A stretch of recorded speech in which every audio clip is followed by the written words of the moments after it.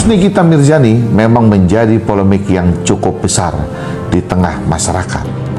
Pada tanggal 13 Maret 2026 kemarin, Mahkamah Agung Republik Indonesia secara resmi menolak kasasi yang diajukan oleh Nikita Mirzani.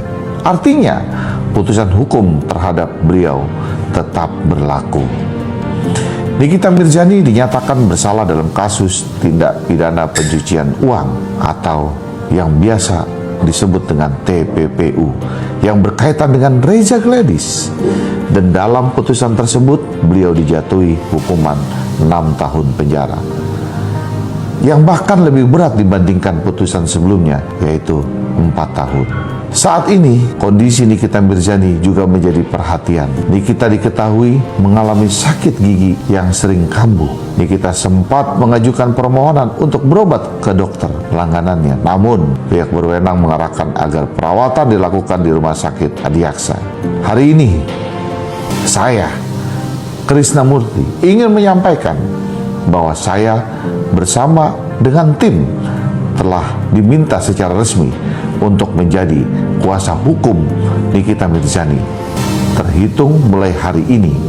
Kemarin surat kuasa sudah ditandatangani oleh Nikita Mirzani yang beliau tandatangani sendiri di rutan.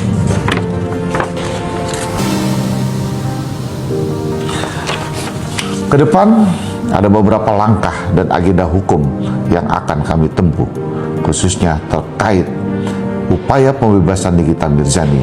Kami juga ingin menyampaikan bahwa kondisi Nikita saat ini cukup memprihatinkan.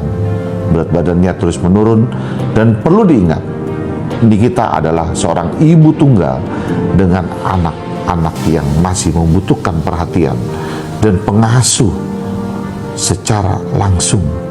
Sebagai kuasa hukum, kami akan berupaya maksimal, termasuk dengan mengajukan peninjauan kembali sebagai langkah hukum lanjutan.